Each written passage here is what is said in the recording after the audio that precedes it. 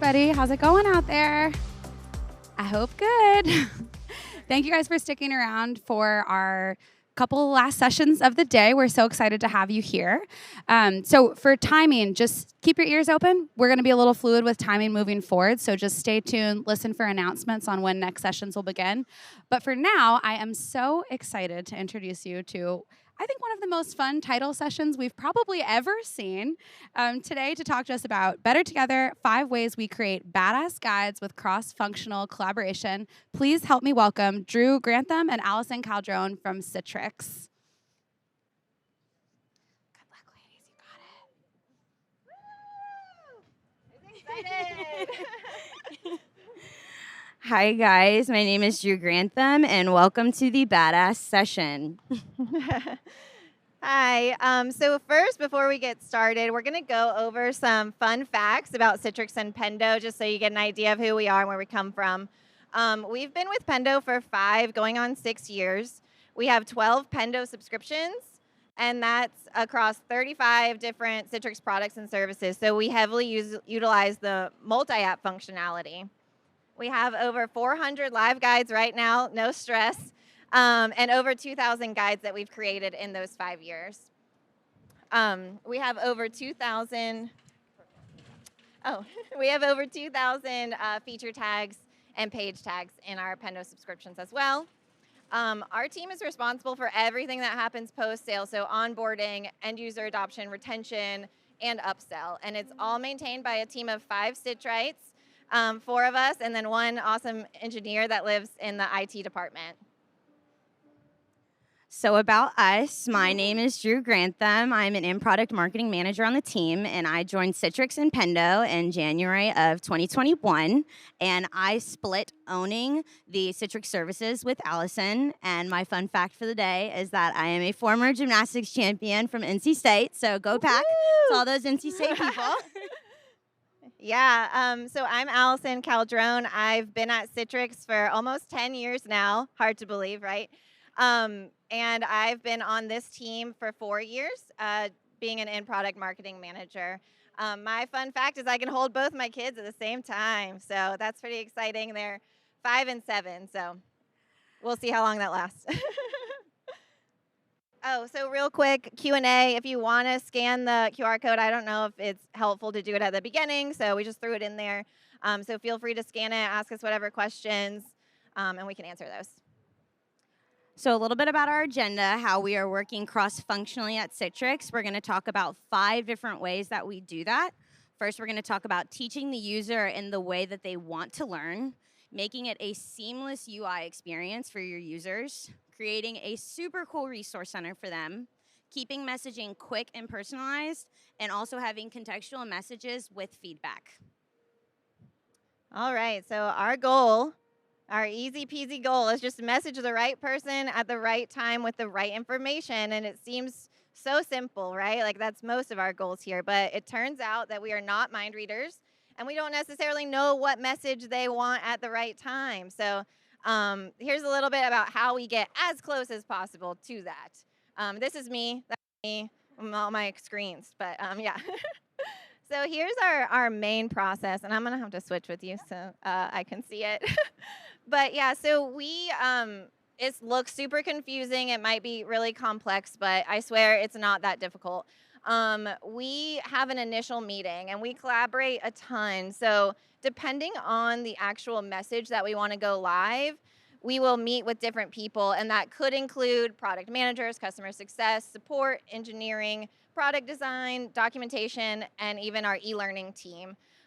We determine that at the beginning, and the 3 things that we ask everybody that have a request for us to create a message is, what do we want to message, who do we want to message, and when do we want to message them? So that's the main thing in the initial meeting. We leave the initial meeting, we make a mock-up in Pendo, and then we either just Slack it to them or email them or have another final meeting where we go over it and then get their sign-off. Then we go into a QA staging process. We test all the operating systems, all of the browsers, every screen resolution. And then we push it to staging for a minimum of 24 hours. And we alert engineering just via a Slack channel. We throw a screenshot of the guide in there and say, this is going live tomorrow. here's what it looks like in staging right now, and they can check it out or view it. So this really built the trust between us and engineering, because they were a little worried, like, oh, y'all can push whatever you want whenever you want. Like, you don't have an engineering background, but we built that trust with them over time. And then we alert all the customer-facing teams. So this is just a huge email distro of about 500 people, so no pressure hitting send on these emails. So that support, customer success, product all know what's going out to their customers. And it's just a message, a screenshot of the message, and then you know, who's going to see it and what the links go to and all of that. Then we just determine a disable date, and a lot of times we don't set that disable date in Pendo. We sometimes wait for 30 days, see how many people have seen the guide, and then determine, has it run its course or not yet? A lot of times we check in even earlier and say, is it doing well? Is it getting good engagement? And then at the point of disable, we do analyze every message and report back to those initial stakeholders so they know how their message did. This is a super cross-functional approach that we've developed, and we found that even in the beginning of this process, this helped us spread the word about who we are and what we do. Like, we're a team of 5 at a company of 10,000, so not everybody knew what Pendo was and what capabilities it had. So this really helped us spread that word, and now, you know, everybody knows, and we are inundated with requests, so that's also good. And then we do this. High five, team. So first things first, the golden rule. Not every person learns in the same way, and not even us as a team learns the same way. And our adoption is gonna be limited if we only have our users trying to learn and adopt the product in one way. So we asked ourselves, how can we lead our users to be more successful with adoption? And the first thing that came to mind was teach the users the way they want to learn. Some people are visual learners, some people are auditory learners, some people want to be handheld through the process, and other people want to try to figure it out on their own. So we wanted to take this all into mind and create guides that provide them with any and all resources that they can have. Our guides were to incorporate GIFs, videos, we still do walkthroughs, documentation, as well as options to contact their CSM when they're having some more problems. For this collaboration, we have had to rely on a number of teams, including documentation to find that relevant material and include it within our messaging. We've utilized the e-learning team, which has been able to create great Citrix Learning Path courses, but they're locked behind a login screen. And we learned if we could put those in the product, users did not have to go through a login screen anymore, and that's, again, giving them a resource to help use the product faster. We've used product design to create our super, super, super cool GIFs that we have, for instance, in the daily authentication of Workspace. We've been able to create really cool GIFs that can quickly show the action that we want the user to do, but then from there, we can also have creative and prescriptive CTAs that shows the users how they can get help in more ways. For instance, if they've seen the GIF, then they can still click on Edit My Reauthentication Period, and we'll still walk them through the process. By getting all of these resources available to them in one place, we know that there are more options for them to have a better result, and it also keeps things fun more than anything else. A long walkthrough or a text-heavy guide has low engagement, and we learned by incorporating these GIFs and utilizing videos, we've seen much higher engagement and more success in getting that adoption or onboarding that feature that we want them to use. Here's an example of some of our other guides that we have made for this. Within our guides, we use lots and lots of links because they can link out to what they want to see themselves. Again, we've been using all of these creative and prescriptive CTAs, so they'll see that they can see how micro apps work. That's going to launch a video, so they know that. Or if they want install and configure WEM step by step, they know that we're going to help them through that process each step of the way. Cool. So on to rule number 2. Are they rules? I don't know. Make it seamless. So we are a team that is, I would like to say, unlike any other team at Citrix, un-Citrix we've been called. We like to push the possibilities of Pendo. People come to us with some crazy and very creative ideas, and you think Pendo out of the box, I know there's no way it can do that. But it can, it really can. So we're the team that never says no. We always say yes, or we'll ask Ryan, who's that guy right there. This probably he's a guy genius. So making guides seamless, we want to make it so that they choose when they want to interact with the guide. So you'll see in the example here, this is like the main screen of our page, and that YADM link, it looks like a link, that's a badge. So it's an image of words. And then when they click on that, it launches the video to show them how. And this is one of our freemium offerings that just kind of sits there. Nobody really knows why. And the product gives them one sentence to describe the application, and they need a little bit more. So we work heavily with product design on this, product management, and even engineering to make sure the placement is good of these badges and make it so the user can decide when they want to learn more about ADM, not right when they first log in to do something, but maybe later. This is another example that we're going to give you. You can see in the left nav, the one on the bottom is a new feature, so backup and recovery, and we're calling this a phase 0 validation. So this may or may not actually become a real feature in our UI. Right now, it's just going to launch a Pendo guide, right? So that big Pendo guide is what pops up when they click on that, and then they can interact with it. And this took, Drew made it, an hour to make. There's no code blocks in this. I know it looks complicated. It was created with the Visual Design Studio, just out of the box Pendo, and we can then give them metrics. How many people are interested in it? How many people are actually downloading the tool? How many people are watching the video? That way we can get validation of what we should actually build into the product before we put any work or time into it. I mean, besides Drew's hour, but yeah. It was totally worth it. It's the most fun guide I've ever made. On to rule number 3 is having a super cool resource center. We want to treat our resource center as that hub for users to be most successful in adoption. Additionally to this, we want to create a resource center that goes beyond onboarding and supports the entire customer journey of adoption and retention. So remembering the golden rule, we want to incorporate all content for all learning styles. Our resource center currently hosts videos, support articles, what's new, tech previews, and feedback. But each one of these sections has an important reason for it. That first one being that each person's customer journey is going to be different, and we only want to show them information that is relative to where they are within their journey. So what we have done is created new modules within our resource center that are segmented based off the customer's journey. We have getting started, which is obviously onboarding and helping them get up and running with the product. But then what we have done from there is once users hit a certain level of active use on the product, they then have a new section within their resource center called Optimize Your Citrix Environment. These are going to have guides that are more technical and has features that are beyond that onboarding capability and helping to get them to reach meaningful active use for the product. Additionally, we have included search articles. The key aspect of search articles is to help reduce support call volumes. What we have done is incorporated support as well as help doc articles from Citrix. Ryan, our engineer, made this for us.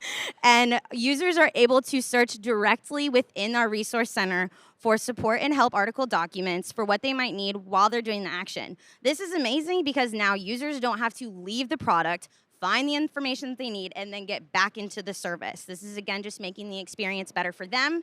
If they can quickly find what they need, then they don't need to call support. Mm-hmm.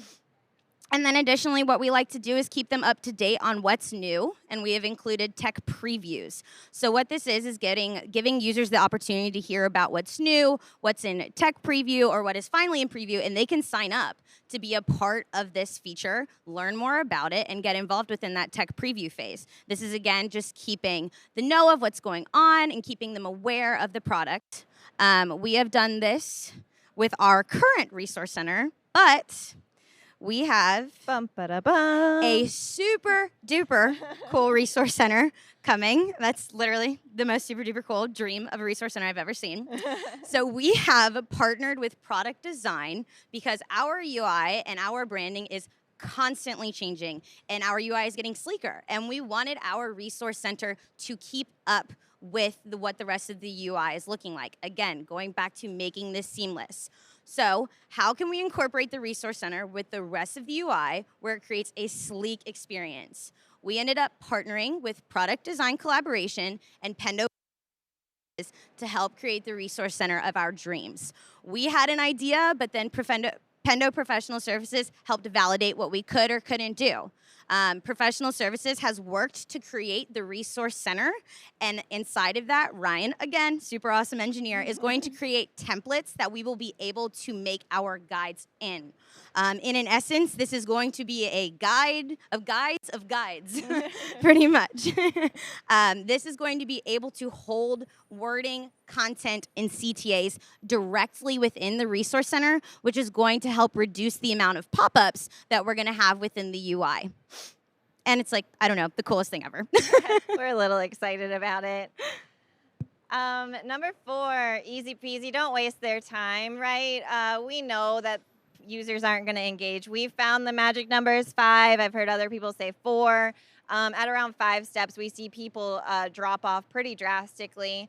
And we know this isn't always possible. We have a pretty confusing UI, unfortunately, and I had to make a guide that configures a feature, and the shortest I could make it was 16 steps. 16 steps walkthrough. Who has time for that? So I built it kind of just to prove a point, and we see the cool Pendo bar graph where it drops off right after step 5. There's only one person, and it was probably my mom, that went all the way through the 16 steps there. So keep it short, keep it under 5.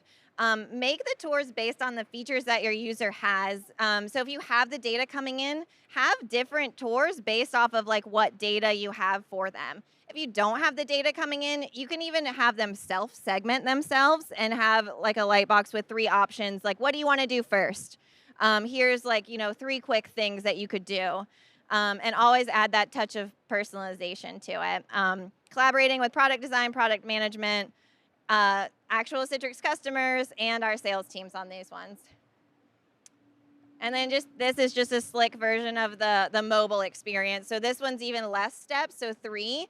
And you're seeing we're getting an even higher engagement, completion rate. That 71% is going all the way through to the end of the guide. Finally, and kind of our most important rule that we've been focusing on a lot recently is helping them when they need it. What's really important with a customer base is that we are targeting users where they are in their journey. If a user has never used a feature before, why would we tell them about the new enhancements to the feature? We should first be talking to them about the feature. So this goes back down to having very granular and targeted segments for your messaging, making sure that you are showing information to users when they need it within their journey.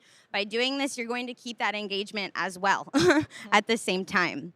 Something new that we have been doing is incorporating feedback badges within our UI, and we only include them where it is relevant. We want to make our users feel important and valued, and that they have an impact on this product, and their experience will help impact the future of the product. So we have worked to have strategic placement within the UI. For instance, if you look at that top image, we have that badge located only where you will do that action.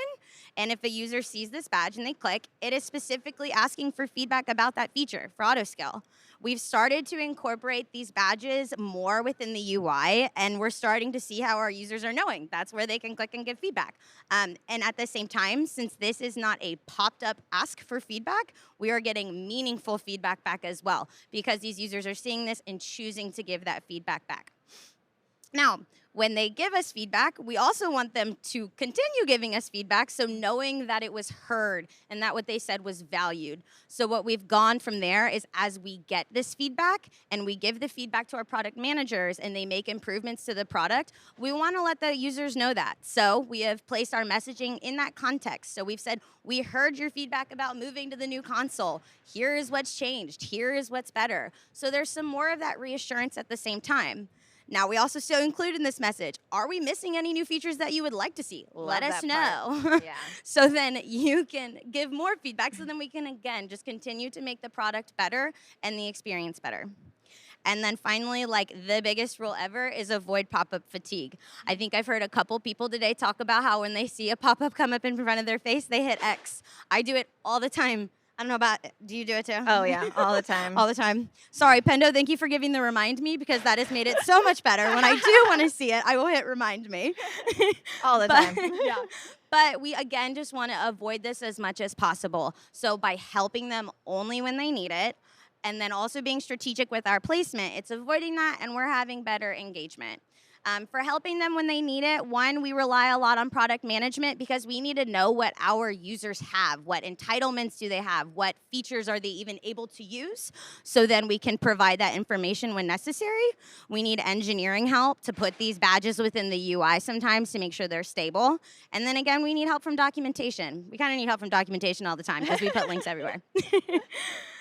Here is a great example of how we help them when they need it as well. We have worked to create messaging that is based off of a user's actions and a series of actions that they have taken.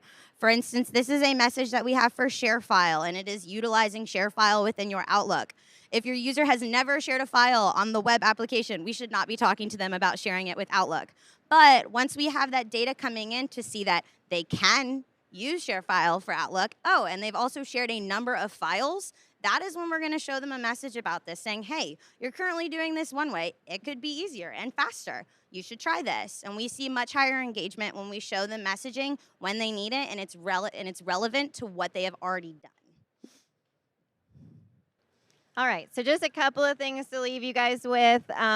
Collaboration does take time. We know we could get a guide out there in 10 minutes if we wanted to, and that would be easy. Get it off our to-do list that's ever growing. But really, you need the brains of the people around you to make the message more meaningful to your users. I don't know about you, but I don't know all 35 products and services at Citrix, not even close. So we do need those people's brains.